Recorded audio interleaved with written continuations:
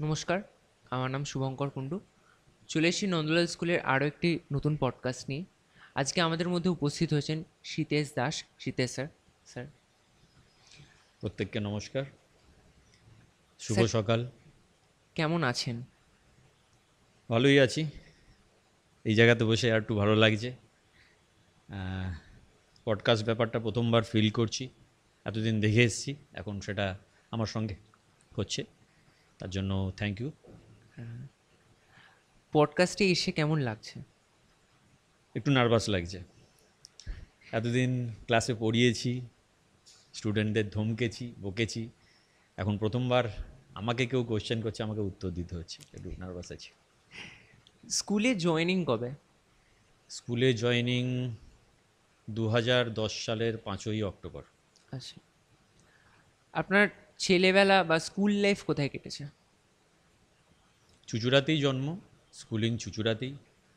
চুঁচুড়া Deshbandhu Memorial high স্কুলে আমার একদম প্রাইমারি থেকে হাই আচ্ছা, পুরোটাই। নন্দলাল স্কুলে আসার পর ঠিক আছে, কেমন লাগলো নন্দলাল স্কুলকে? ভালো তো অবশ্যই লেগেছে।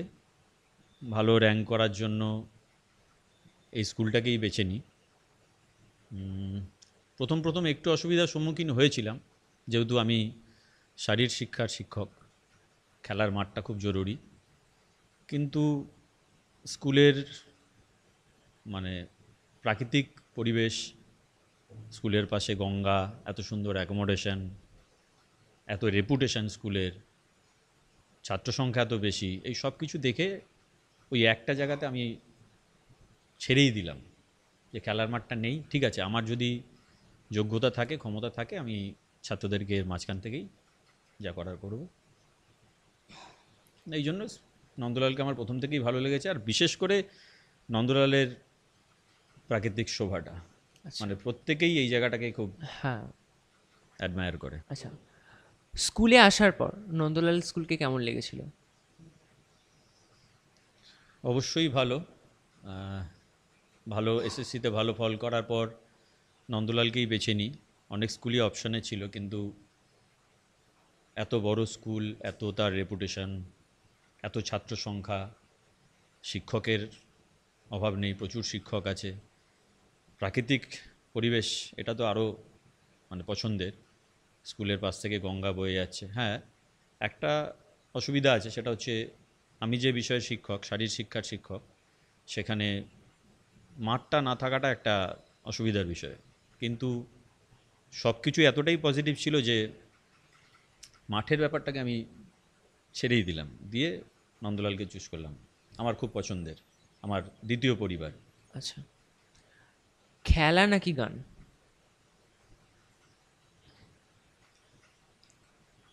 দুটোই। না, একটা তো বেছে নিতে হবে। আহ, আমার কাছে খুব কঠিন, দুটোকে আলাদা করা আমার কাছে খুব কঠিন। প্রথম কথা হচ্ছে, যখন খেলা হয় তখন আমি খেলারই দিকে একদম মনোনিবেশ করি। আবার বাকি সময়টা আমার পুরোটাই গানের সঙ্গে যায়। আমার জীবনের বেশিরভাগ সময়টা এখন জুড়ে রয়েছে খেলা এবং গান। আচ্ছা, এই যে খেলা প্লাস গানের প্রতি যে অনুগত্য, এটা কোথা থেকে এলো? মানে ভালো লাগা কি করে? ছোটোবেলা থেকেই খেলাধুলো ভালোই করতাম, জন্মগত। খুব জোরে ছুটতে পারতাম। ফুটবলটাও অনেক ছোটোবেলায় স্টার্ট করেছি, আমার একদম 5-6 বছর বয়স থেকেই ফুটবলটা স্টার্ট করি। তো সেই থেকেই খেলার প্রতি তো ভালোবাসাটা ছিলই। আর গানটা ঠিক কবে গানের প্রতি ভালোবাসা হয়েছে সেটা বলতে পারবো না। বাড়িতে গানের বা মিউজিকের চর্চা ছিল। মা একটু আধটু গান করতো, দাদা তবলা বাজাতো। একটু আধটু না, মা ভালোই গান করেছে, চেষ্টা করেছিল আমাকে গানটা শেখানোর জন্য। হারমোনিয়াম বাজিয়ে গান করার প্রতি আমার একটা অনীহা ছিল, ওই জন্য আমি শিখিনি, গানটা কোনোদিনই শিখিনি। কিন্তু ওই বলে না যে সুর, তাল, ওটা ভগবানের দেওয়া হয়। তো ওই ওইটুকুই, ওই ভালোবাসাটুকু সুরতাল নিয়ে আছি। কতটা আছি জানি না, ভুলভালও হতে পারে, না না, কিন্তু এইভাবেই ভালো আপনি লাগাটা এগিয়ে আছে। চলুন আরও। ফিজিক্যাল এডুকেশন মানে শারীরিক শিক্ষা, এই সাবজেক্টটা নিয়ে যদি আপনি শিক্ষকতা না করতেন, কি নিয়ে পড়াতেন তাহলে? বলা খুব মুশকিল। সেই অর্থে টিচার হব সেটাই কখনো ভাবিনি। তো এই সাবজেক্ট ছাড়া অন্য কিছু পড়াবো কিনা সেটা তো মাথাতেই ছিল না কোনোদিনও। আচ্ছা টিচার হব এটা অনেক পরে ডিসাইড হয়েছে। আচ্ছা তার আগে ইচ্ছে ছিল খেলোয়াড় হব। আচ্ছা। তাহলে আমরা আর একটা কোয়েশ্চেনের অ্যান্সার পেয়ে গেলাম, শিক্ষক না হলে কি হতেন হ্যাঁ, সেটারও মোটামুটি ফুটবলটা ছোট থেকে জেনে গেলাম। খেলতাম। ফুটবলার হওয়ার খুব ইচ্ছে ছিল। বড় ক্লাব খেলবো কলকাতার, সেটাও ইচ্ছে ছিল। ইনিশিয়ালি স্টার্টও করেছিলাম, কিন্তু তারপরে একটা না একটা সময়ের পরে একটা দিক বেছে নিতে হয়।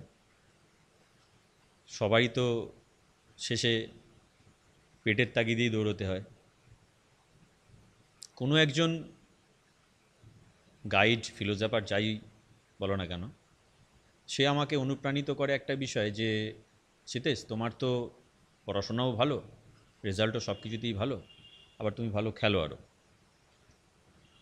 তো খুব ভালো একটা সাবজেক্ট আছে, তুমি যদি এই লাইনে আসো। আমার সেরকম আইডিয়া ছিল না, দেখেছি শারীরশিক্ষার শিক্ষককে জানি, কিন্তু কিভাবে হওয়া যায় সেটা তো জানতাম না। তো উনি, আমার বন্ধুর বাবা শারীরশিক্ষারই শিক্ষক ছিলেন, উনি আমাকে এই ব্যাপারে অনুপ্রাণিত করেন, দিয়ে বলেন যে তুমি এই লাইনে এসো, ভালো হবে, এই লাইনটা তোমার পক্ষে একদম পারফেক্ট। তারপরে এটা নিয়ে ভাবনা চিন্তা শুরু করি এবং আদার্স ট্রেনিং বা এসএসসি, আচ্ছা, এই ব্যাপারটা। প্রিয় খেলা এবং প্রিয় খেলোয়াড়কে? প্রিয় খেলা অবশ্যই ফুটবল। আচ্ছা প্রিয় খেলোয়াড় ফুটবল থেকে বলতে পারতাম, ফুটবলারদের মধ্যে অনেকেই প্রিয় আছে, কিন্তু আমার প্রিয় খেলোয়াড় কিন্তু কোনো ফুটবলার নয়, একজন টেনিস তারকা। আচ্ছা। উনি হলেন রজার ফেডেরার। Roger Federer? মানে ফুটবল প্রিয় খেলা হওয়া সত্ত্বেও কেন, মানে রজার ফেডারার কেন? অ্যাকচুয়ালি একদম ইনিশিয়াল স্টেজে টেনিসটা বুঝতাম না ভালো। আচ্ছা বাড়িতে বসে বসে টেনিসটা দেখতে দেখতে দেখতে দেখতে তার পুরো ম্যাচের ব্যাপারটা বুঝলাম, স্কোরিং ব্যাপারগুলো বুঝলাম, এবং তারপরে জনসাধারণ বা যারা দর্শক আছে তাদের দেখে বা তাদের সাংবাদিকদের কথা শুনে, যারা কমেন্টেটর তাদের কথা শুনে বুঝলাম যে একজন খেলোয়াড় আছেন যিনি সেই অর্থে টেনিসের মহারাজ। তো তার খেলা দেখতে শুরু করলাম। তো দেখতে দেখতে দেখলাম যে শুধু উনি যে টেনিসের রাজা সেটা বলা যাবে না, একজন স্পোর্টস পার্সোনালিটি হিসেবে ওনার মতো ব্যক্তিত্ব খুঁজে পাওয়া পুরো ওয়ার্ল্ডের মতো, আমার আমার ব্যক্তিগত অভিমত এটা, ওয়ার্ল্ডের মতো ওনার মতো ব্যক্তিত্ব আর কি খুঁজে পাওয়াটা খুব কঠিন ব্যাপার। এত ফিল্ডে উনি এত কাম অ্যান্ড কুল, কোনো অহংকার নেই, জীবনে সব কিছু উনি পেয়েছেন, অসাধারণ খেলোয়াড়, সেই নিয়ে কোনো সন্দেহ নেই, ক্লাস একদম জন্মগত, ফিজিক্যাল ফিটনেস নিয়ে ভাবেন না, মানে একজন খেলোয়াড় হিসেবে মহারাজ নয়, ওনার পার্সোনালিটি আমাকে খুব অভিভূত করেছিলেন, সেই থেকেই আমি ওনার প্রতি এতটা বেশি প্রিয়। আর তাছাড়া আরেকজনকে আমি বলতে পারি, একজন ফুটবলার হিসেবে আমি রোনাল্ডো রোজারিও, ব্রাজিলের যিনি ছিলেন, তার পরম ভক্ত।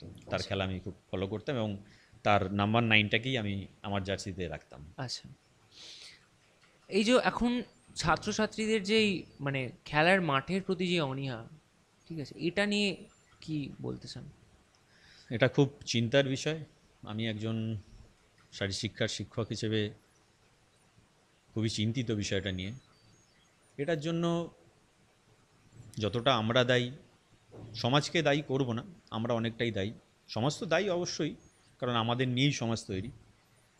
আমরা সেইভাবে ছাত্রদেরকে অনুপ্রাণিত করতে পারছি না খেলার মাঠের প্রতি, তাদেরকে পড়াশোনার বোঝাটা প্রচুর চাপিয়ে দিচ্ছি, তারা সুযোগই পাচ্ছে না। আমরা যখন ছোট ছিলাম তখন 3:30-র আশেপাশে ছুটি হয়ে যেত স্কুল, এখন সেটা 4:30। তাহলে ছেলেমেয়েরা খেলার সুযোগ পাবে কবে? আর ২ নম্বর হচ্ছে একাডেমিক সিস্টেমটাই এত জঘন্য হয়ে গেছে যে খেলাধুলোর স্কোপটা নেই। আমার স্কুলেই খেলার মাঠ নেই, খেলবে কী করে? ক্লাসরুমে খেলাধুলা হয় না, ক্লাসরুমের বাইরে যেটুকু অংশ আছে সেটুকু অংশতে আমি রোজ তাদেরকে একই ধরনের অ্যাক্টিভিটি করাতে পারি না, তাদের কাছে ব্যাপারটা বোরিং হবে। ওই কারণেই আস্তে আস্তে ছেলেমেয়েদের তার সঙ্গে এই মোবাইল নির্ভর একটা জীবন হয়ে যাওয়াটা, গেম তারা মোবাইলে খেলতে বেশি ভালোবাসছে, কুঁড়ে হয়ে যাচ্ছে, ফিজিক্যাল অ্যাক্টিভিটি করছে না। এটা খুবই চিন্তার বিষয়। আর সবার উপরে সরকারি সিস্টেমের জন্য দায়ী। সরকার যদি একটু চেষ্টা করতো, খেলাধুলোটাকে যদি একদম উচ্চ মাধ্যমিক স্তর পর্যন্ত আবশ্যিক বিষয় হিসেবে করা হতো, তাহলে খেলাধুলোর প্রতি এতটা অনীহা ছাত্রদের থাকতো না। তাহলে সরকারের কাছে আমার অনুরোধ, তারা যেন এই ব্যাপারটা নিয়ে ভাবে। আচ্ছা, এবার আর একটা কোয়েশ্চেন করি, সেটা হচ্ছে প্রিয় গায়ক বা গায়িকাকে?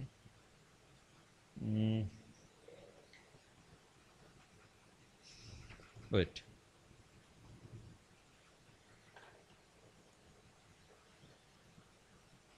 এটাও খুব চাপের প্রশ্ন। প্রিয় গায়ক বর্তমানে যদি আমি ভাবি, অরিজিৎ সিং। গায়িকা অনেকেরই পছন্দ, মানে অনেকেই পছন্দ করেন যাকে, আমিও তাকে খুব পছন্দ করি, শ্রেয়া ঘোষাল। আর যদি অল টাইম ধরা হয় তাহলে সেরা গায়ক কিশোর কুমার, আর গায়িকা লতা মঙ্গেশকর। আচ্ছা, নন্দলাল স্কুল, ঠিক আছে, নন্দলাল স্কুল সবার কাছেই ভালো লাগে, তো আপনার থেকে জানতে চাই নন্দলাল স্কুলে মানে এমন কিছু ফানি ইনসিডেন্ট, মানে যেটা আপনার খুব মজা লেগেছিল, মানে স্পোর্টস হোক বা যে কোনো কোনো প্রোগ্রাম বা এরকম কিছু। ফানি ইনসিডেন্ট এই মুহূর্তে তো সেরকম মাথায় কিছু আসছে না। ফানি ইনসিডেন্ট আমার সঙ্গে ঘটেছে এরকম কিছু, সেই অর্থে ফানি ইনসিডেন্ট কিছু নেই। আচ্ছা। মানে খুব গদবাদা জীবন কেটেছে। আসছি, স্কুলে আসছি, ডিউটি পালন করছি, বাড়ি চলে যাচ্ছি। যা ছিল, আচ্ছা, মানে চাকরিতে ঢোকা থেকে আজও পর্যন্ত শিখছি শুধু। আচ্ছা, আমরা পডকাস্টের একদম শেষ পর্যায়ে চলে এসেছি। স্যার, পডকাস্টটা শেষ হোক আপনার দুকলি গান দিয়ে।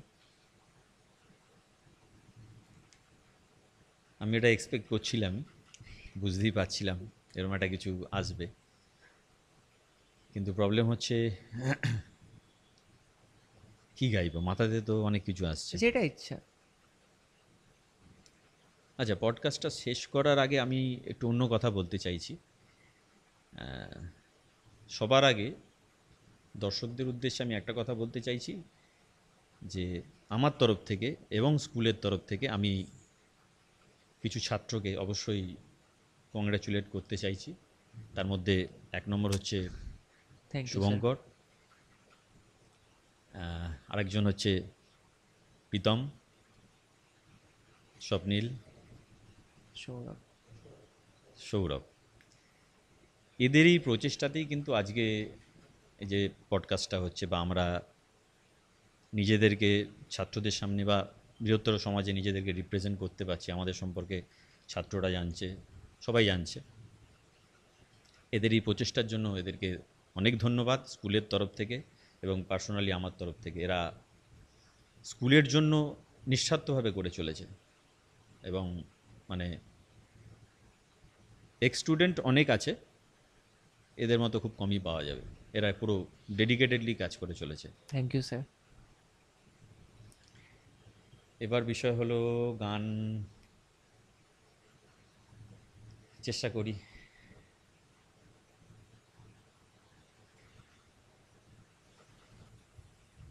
रहे ना रहे हम महका करेंगे, बन के कली बन के सबा बागे वफा में, रहे ना रहे हम। मौसम कोई हो इस चमन में फूल बन के खिलेंगी इन बहारें, यूं ही झूमते यूं ही झूमते और महका करेंगे बन के कली बन के सबा बागे वफा में, रहे ना रहे हम